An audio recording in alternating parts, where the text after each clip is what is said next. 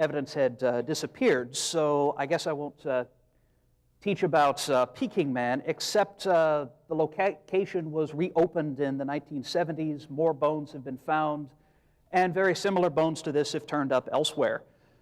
So if Arkansas law does not allow me to teach Peking Man, maybe it will allow me to teach about Yunshai Man, for instance, which is a substantially complete skull. So thank you for giving such an excellent answer to my question.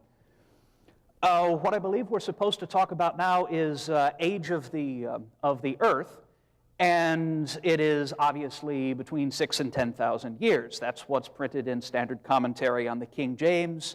6,000 plus a little bit was the age arrived at by an Irish archbishop, Archbishop Usher of Armagh, doing the calculations back in the 1500s. And I really don't want even to attempt to defend the idea that the Earth could possibly be old. What I do have, again, is another question that's been troubling me a great deal, that comes from time that I've spent going out into the Mojave Desert of southern Nevada and southeastern California. Yes, the largest city in the Mojave Desert is Las Vegas, but there's nothing wrong with Las Vegas that couldn't be cured with a nice little fire and brimstone shower, if you ask me. Everything you've heard is true, but the surrounding regions are quite nice. And this right here is Owens Lake, California, just outside the small town of Independence, as seen from the, that's probably the Inyo Mountains in the foreground with the Sierra Nevada in the background. By the way, the Inyo Mountains have a very steep slope that's nearly vertical, that's affectionately known as the Inyo Face. Thanks. It was a sympathy laugh, but I appreciate it anyhow. Right. Owens Lake used to be a lake. There used to be water in it. There used to be steamboat service across the lake, freighting silver that was coming from the mines up in the mountains down to the nearest town of Independence, California. Owens Lake, unfortunately, dried up in the early 1900s. Los Angeles, the city, bought the rights to all of the streams and the springs that flowed into Owens Lake and kept it moist. Those have all been diverted into an aqueduct. And Owens Lake is now Owens Dry Lake, and it's visible as that white patch off in the distance. There is no more water except for a few days after the occasional rainstorm. What it's left behind is, well, what it's left behind is bad news for asthma sufferers, because the dry dust on the floor of the lake is now free to blow, and generally makes life rather miserable when a windstorm comes through, as they often do out there. But most of the surface of the lake is made up of salt.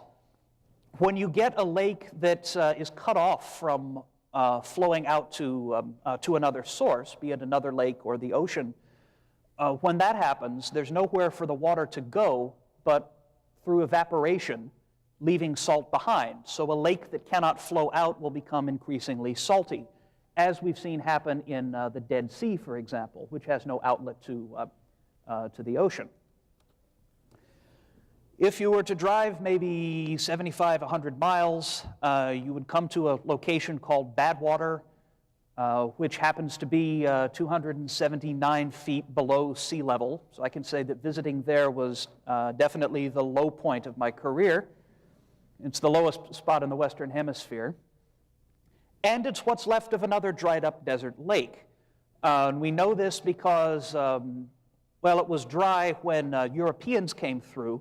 But if memory serves, there have been some Native American artifacts that have been found on the shores that include things like fish hooks and fish traps and things of that sort. So we know that there were people there at a time when Badwater was still an isolated lake.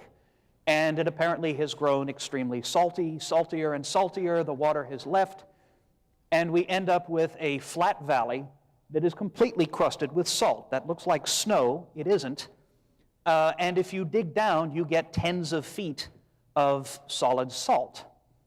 This is not a very, very pleasant place to visit on hot days because the temperature has a way of going over 130 Fahrenheit. You know how they say it's not the heat, it's the humidity? Folks, when it's 130 degrees, you don't care whether it's the humidity or not. And you'll find lots of other salt lakes out in the desert. They're known by the Spanish word playas. This is another one in Death Valley called the Racetrack. And they're formed by isolated lakes drying up. And sometimes we're there to see it, sometimes we're not. But there have been instances where lakes have dried up in historical times. So we can observe the process that gives rise to a thick bed of salt. Would I be allowed to teach this? Okay, all right, I'm good.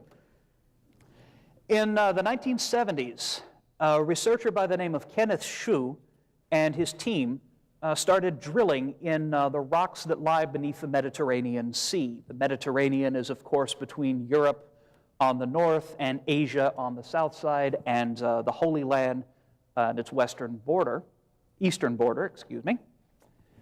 And drilling in these rocks showed the existence of massive layers of salt. You penetrate down into the rocks that make up the bottom, you go down a little ways, and you start hitting very thick layers of salt. And you find other minerals that, as far as I am aware, can only be produced by evaporation. Calcium sulfate is one, better known as gypsum, perhaps better known as plaster of Paris. A sulfur-containing mineral called anhydrite is also found in the Mediterranean Sea. There's a very good article on this in Scientific American for the year 1972.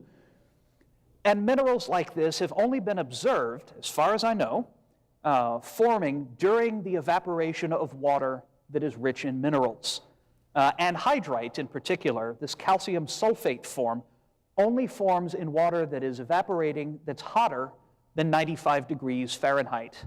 So the water has to be just a bit less than body temperature for this mineral to form at all. And it has been observed forming in desert lakes, in lakes called sabkhas, which are found in the Sahara and found in Saudi Arabia and found in other parts of the world as well. If the entire Mediterranean Sea were to dry up right now, the estimate that I've got is for every 1,000 feet of water depth should leave a layer of about 15 feet of salt if you're evaporating from salty water. If the entire sea were to dry up right now, it would leave a layer of salts a few hundred feet thick, and based on what we know on the physics of how evaporation works, it would take roughly 1,000 years to dry up completely. It would not dry up overnight. What Dr. Schuss found, who led the team that did the drilling, found that the salt and evaporite layers in the rocks below the Mediterranean Sea were many thousands of feet thick. His interpretation, and of course he is an evil secular humanist, so you should take this with a grain of salt. Oh, did I just say that? I'm sorry, that was unintentional. His interpretation was that the Mediterranean Sea has dried up repeatedly and been refilled. Even if you were to dry up all of the sea once and for all, it wouldn't leave layers of salt and gypsum and anhydrite thousands of feet thick. And his team and others have mapped the Mediterranean Sea floor